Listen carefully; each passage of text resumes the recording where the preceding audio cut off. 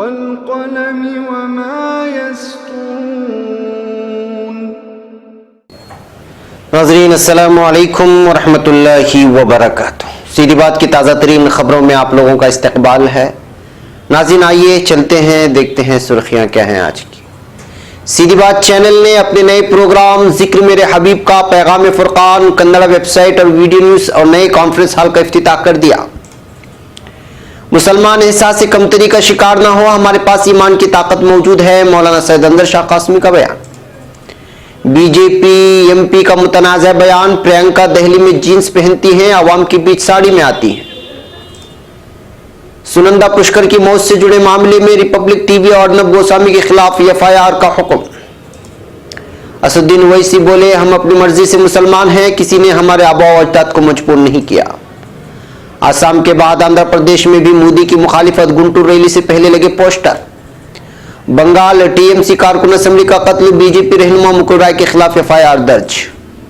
मोदी हुकूमत के खिलाफ गज्जरों की तहरीक जारी, कई ट्रेनें रद्द हो गई।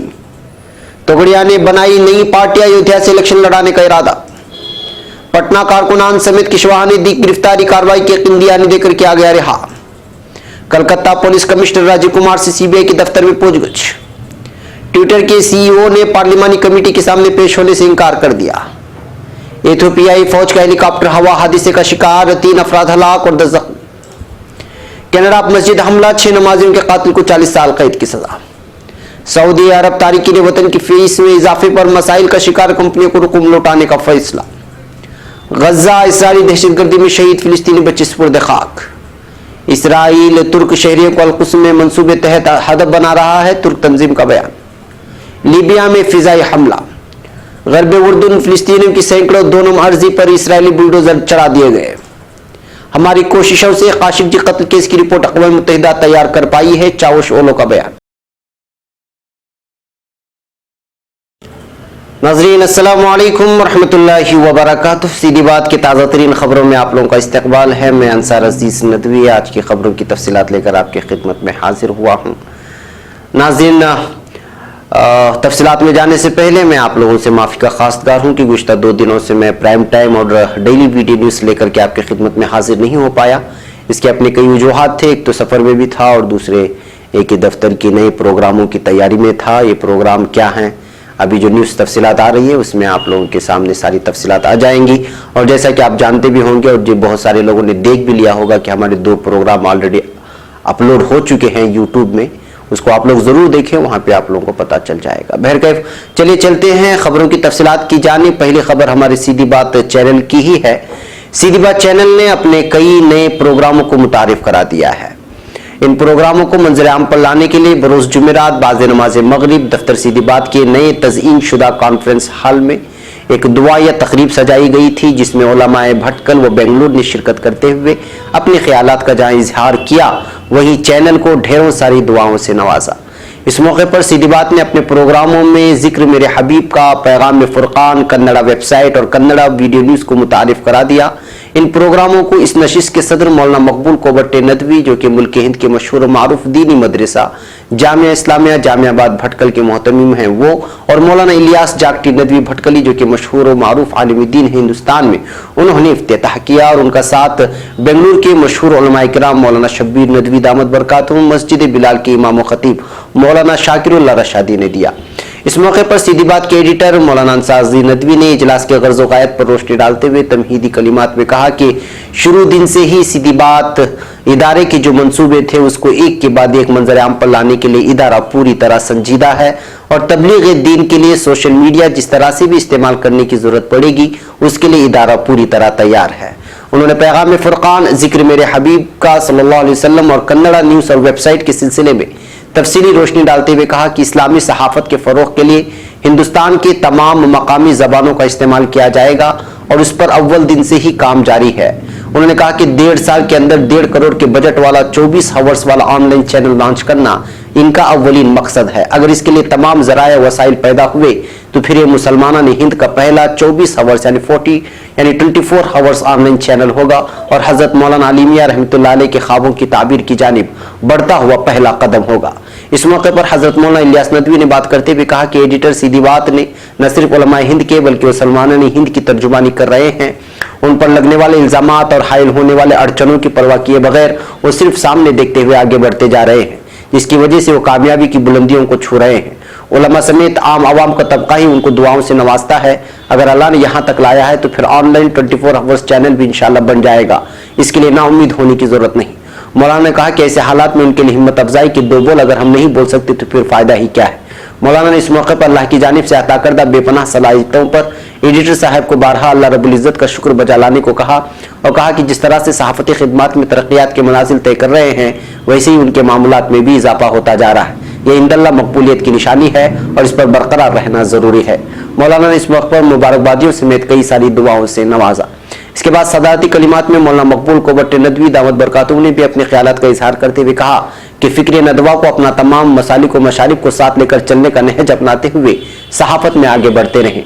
मौलाना ने प्राइम टाइम वीकली सीधी बात के अलावा दीगर प्रोग्रामों की सराहना करते हुए कहा कि इसमें न सिर्फ मालूमात में इजाफा होता है बल्कि हकीकत हाल क्या है और हर उस खबर को पेश करने के बाद किस तरह नफ्स का मुहासबा किया जाए उसकी जानिब निशानदेही होती है।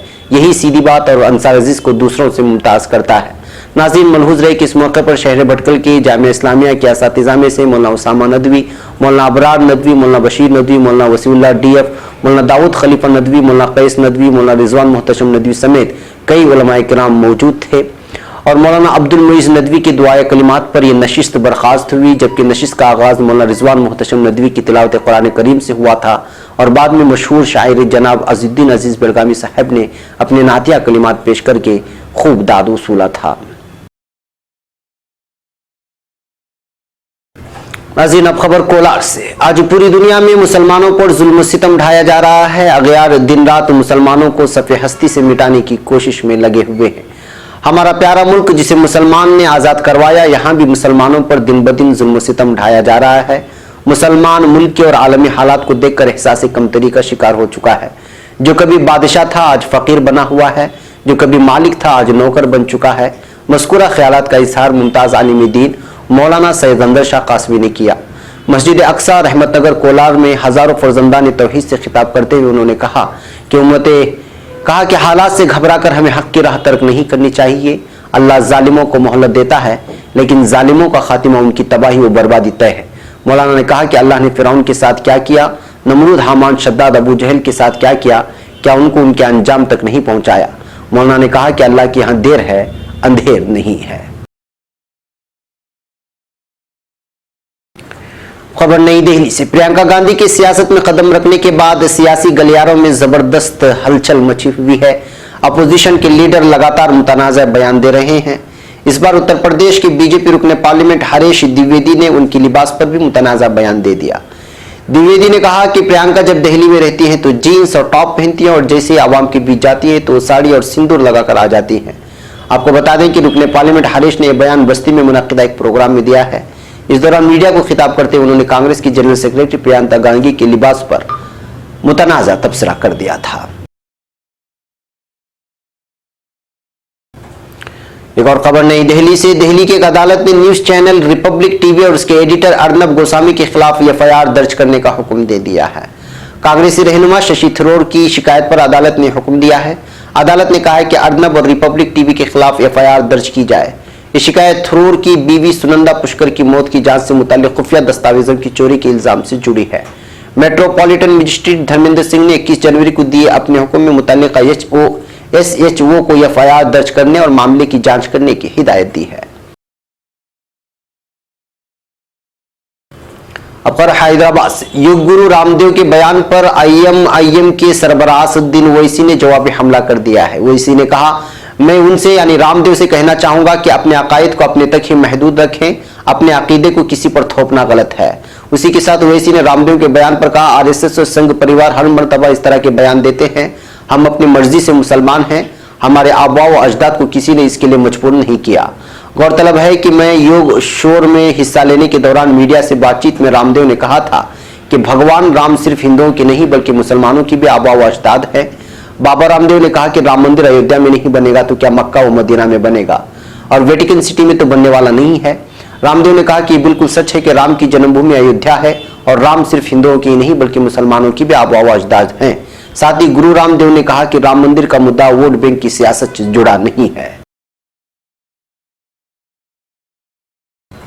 अब खबर आसाम से। आसाम दौरे पर पीएम मोदी को सख्त मुखालिफत का सामना करना पड़ा था। अब आंध्र प्रदेश में भी पीएम मोदी के दौरे की मुखालिफत हो रही है। इतवार के रोज वज़ीर-ए-आज़म नरेंद्र मोदी गुंटूर में एक रैली से खिताब करेंगे। इसी की मुखालिफत में शहर के कई मकामात पर उनके खिलाफ पोस्टर लगाए गए हैं, जिसमें पीएम मोदी को भागते हुए दिखाया गया है। ऐसा लग रहा है कि वो आवाम से डरकर भाग रहे हैं, आवाम उनको दौड़ा रही है। पोस्टर में लिखा गया कि मोदी अब कभी भी नहीं। आंध्र प्रदेश की वजीर आला चंद्रबाबू नायडू ने हफ्ते को ऐलान किया था कि उनकी पार्टी पीएम मोदी के दौरे की मुखालिफत करेगी। चंद्रबाबू नायडू ने राफेल सौदे पर वज़ीर-ए-आज़म मोदी को घेरते हुए कहा था, राफेल सौदे में पीएमओ की मुदाखलत वतन की तौहीन है।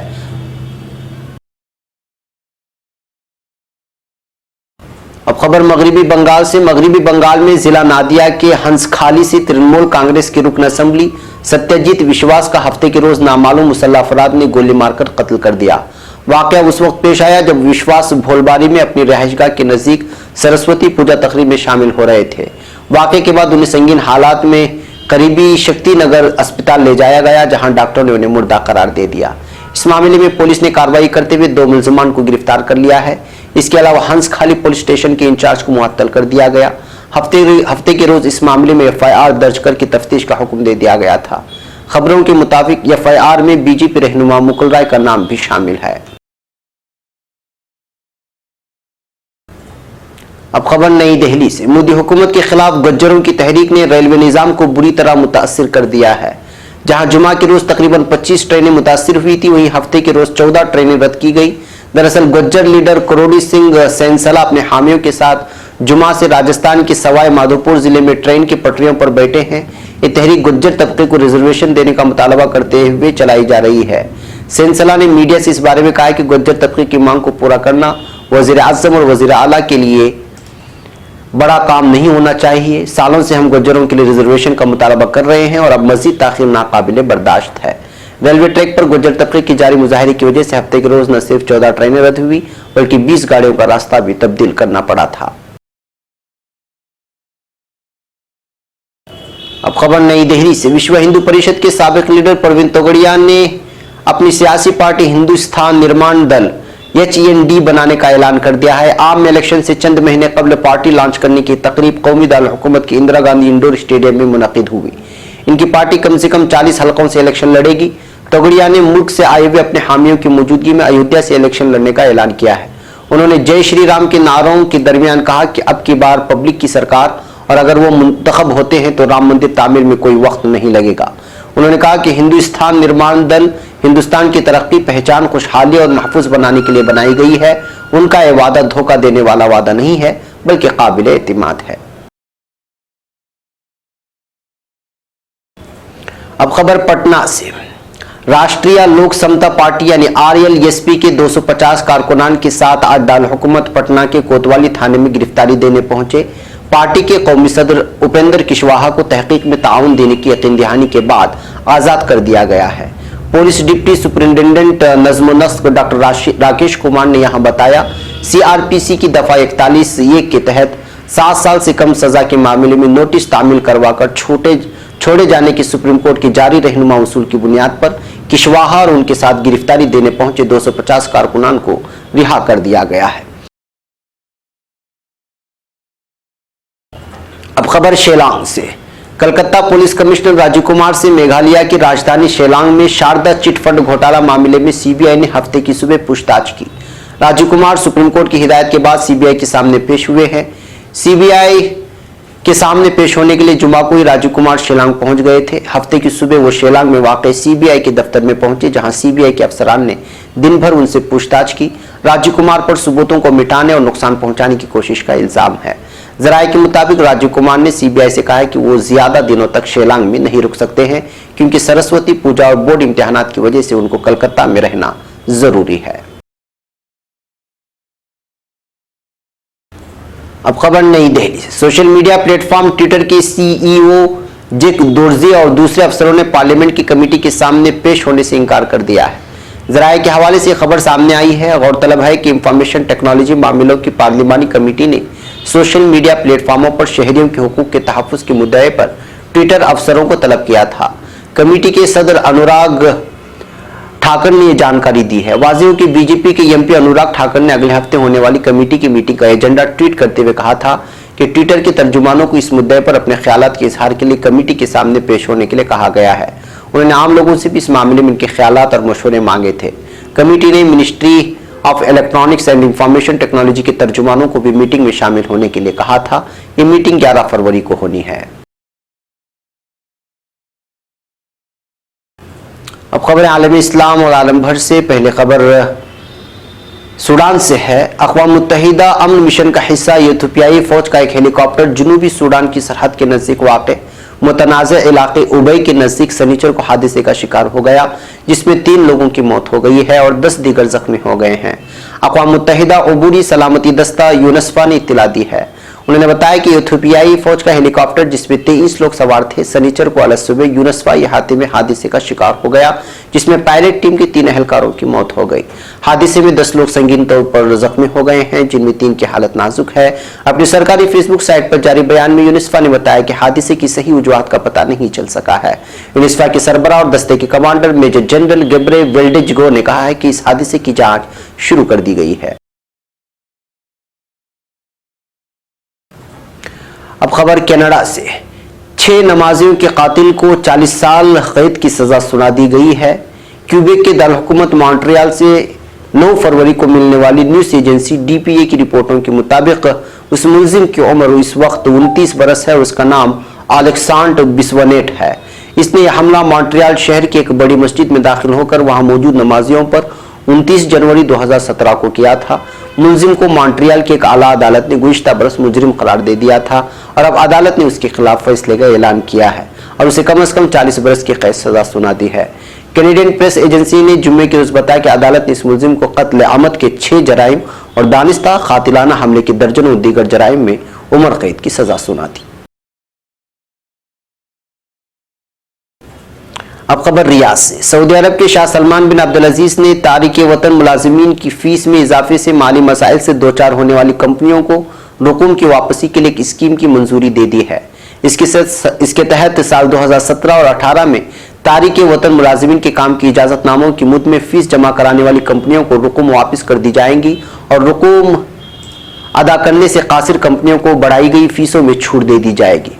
सऊदी अरब के वजीर मेहनत अहमद बिन सुलेमान अल-राजही ने एक ट्वीट में कहा है कि इस इकदाम से निजी शोबे की कंपनियों की मावनत होगी। इससे उन्हें अपनी रुकावटों पर काबू पाने, मकासद के हुसूल में भी मदद लेगी और सऊदी शहरियों को अपने यहाँ रोजगार देने की हौसला अफजाई होगी। ताहम शाही फरमान के मुताबिक इस फैसले से सिर्फ वही कंपनियां इस्तेफादा कर सकेंगी जिनके यहाँ तारिकीन वतन के मुकाबले में सऊदी मुलाजिमीन की तादाद ज्यादा होगी या वो कम से कम उनके बराबर होंगे। उन्हें फीस की मुद्दत में रकम वापस कर दी जाएगी या माफ कर दी जाएगी। इसमें वाज़ेह किया गया है कि जिन कंपनियों के यहाँ सऊदी मुलाजिमीन की तादाद तारिकीन वतन के मुकाबले कम हो, वो अगर मज़ीद सऊदी शहरियों को मुलाजिमतें दे देती हैं तो वो इस इक़दाम से फ़ायदा उठा सकती हैं। बरतानवी खबर रसा एजेंसी राइटर्स की रिपोर्ट के मुताबिक सऊदी हुकूमत इस फैसले की आजिर कंपनियों को रकूम की वापसी के लिए 11.5 अरब रियाल यानी 3 अरब 10 करोड़ डॉलर से मुख्तस करेगी। अब खबर गजा से। जुम्मा को इस्राएली फौज की रियासती दहशतगर्दी के नतीजे में शहीद होने वाले 2 फिलिस्तीनी बच्चों को कल हफ्ते के रोज सुपुर्द खाक कर दिया गया। दोनों शहदा की नमाजी जनाजा में हजारों अफराद ने शिरकत की थी। मरकजी इत्तलात फिलिस्तीन के मुताबिक शहीद हमजा इश्तेवी और 14 साल हसन शल्बी की उनके आबाई इलाकों में सुपुर्द खाक कर दिया गया। दोनों फिलिस्तीनियों की नमाज जनाजा में अवाम का जम्मे गफीर उमड़ आया था। शहरियों की बड़ी तादाद शहदा के आखिरी दीदात के लिए उमड़ पड़ी थी। ख्याल रहे कि जुमा के रोज गजा की पट्टी में हफ्ते वापसी मुजाहिरों के दौरान इसराइली फौज की फायरिंग के नतीजे में 2 फिलिस्तीनी बच्चे 17 साल हमदा इश्तेवी और 14 साल हसन शल्बी जाम शहादत नोश कर चुके थे। दोनों की नमाज जनाजे के जुलूसों में शहरियों की बड़ी तादाद ने शिरकत की और इसराइली रियासती दहशतगर्दी के खिलाफ शदीद नारेबाजी की। अब खबर मकबूजा बैतुल मक़दिस से। मस्जिद अक़सा के दिफा के लिए काम करने वाली तुर्की की एक तंजीम ने अल-कुद्स और मस्जिद अक़सा में तुर्क शहरियों पर इसराइली पाबंदियों की शदीद मजम्मत की है। तंजीम का कहना है कि इसराइल एक मंसूबे के तहत अल-कुद्स में फिलिस्तीनी बाशिंदों को पाबंदियों का हदफ बना रहा है। मरकज इत्तलात फिलिस्तीन के मुताबिक इसराइली हुकूमत की तरफ से अल-कुद्स में आने वाले तुर्क बाशिंदों को मंसूबे के तहत निशाना बनाया गया। मस्जिद अक्सा में सिर्फ तुर्की के शहरियों पर अपना कौमी परचम लहराने पर पाबंदी है। अल-कुद्स के मुक़द्दस मकामात के तहफ़्फ़ुज़ के लिए सरगर्म तंजीक बुर्राक के चेयरमैन आदम यानी हयात ने कहा कि इसराइल के अल-कुद्स में पाबंदियों का खासतौर पर तुर्क शहरी हदफ है। अगर कोई तुर्क शहरी अल-कुद्स या मस्जिद अक्सा में तुर्की का परचम लहराता है तो उसे हिरासत में लिया जाता है। अब खबर लीबिया से। लीबिया में तब्रूक असम्बली की हिमायत के हामिल जनरल खलीफा हफ्तर से मुंसलिक फोर्सेस के जंगी तैयारे ने अब्बारी शहर में वाक़ अलफील पेट्रोल फील्ड के खाली अराजी पर फिजाई हमला कर दिया है। हफ्तर से मुंसलिक फिजाई के जराये से मौसूल मालूमात के मुताबिक तैयारे ने रनवे के करीब खाली जमीन पर वार्निंग हमला किया। फराहम करदा मालूमात में कहा गया कि हमला हफ्तर की तरफ से सिविल, फौजी और तिजारती एयरपोर्टों पर आयद करदा लैंडिंग और प्रवास की ममानियात की रूह से और प्रवास के लिए तैयारे के लिए वार्निंग के तौर पर किया गया है। कौमी मुफाहमती हुकूमत की सदारती कौंसिल की तरफ से जारी करदा तहरीरी बयान में कहा गया है कि प्रवास के लिए तैयारा एक सिविल तैयारा था जो जख्मियों को ले जा रहा था। अब खबर फिलिस्तीन से। फिलिस्तीन के मकबूजा मगरबी किनारे की शिमाली शहर सलफियत में फिलिस्तीनियों की ज़रई ज़मीनों पर इसराइली हुक्काम ने बुलडोज़रों की मदद से खुदाई शुरू कर दी है। इत्तलात फिलिस्तीन के मुताबिक गुज़िश्ता रोज़ इसराइली फ़ौज की भारी नफरी की मौजूदगी में सल्फेत के शिमाली मगरबी कस्बों में ज़रई ज़मीनों पर खुदाई की गई। ताज़ा खुदाइयों का मकसद यहूदी कॉलोनियों को मज़ीद वसाअत देना है। इधर कफल हारस बल्दिया के फिलिस्तीनी हुक्काम को इसराइली फ़ौज की तरफ से एक नोटिस भी जारी किया गया है, जिसमें कहा गया है कि हुक्काम वहां पर 2800 मीटर तवील और 8 मीटर चौड़ी एक सुरेज लाइन बना रही है। अब खबर तुर्की से। वजीर खालिजा मौलूद चावशोलू ने कहा है कि जमाल खाशोगी कत्ल केस से मुतालिक दलाइल पर मुश्तमिल अक़वाम मुत्तहिदा की रिपोर्ट का हुसूल तुर्की की कोशिशों से मुमकिन हुआ है। चावशोलू ने यह बात अंतालिया में अखबारी नुमाइंदों से बातचीत के दौरान कही और बताया कि दलाइल जमा करने के लिए अक़वाम मुत्तहिदा की एक टीम तुर्की आई थी, जिसने इब्तिदाई मालूमात के लिए तुर्क हुकाम से रब्ता किया और शवाहिद जमा किए। उन्होंने इस बात की ज़रूरत पर जोर दिया कि अक़वाम मुत्तहिदा खाशोगी कत्ल केस की तफ्तीश का बाकायदा आगाज करे, चूंकि इस मामले के बास पहलू तारीकी में हैं जिन्हें दिन की रोशनी में लाना अहम है। उम्मीद है कि दीगर ममालिक भी हमारी इस दरख्वास्त की हिमायत करेंगे।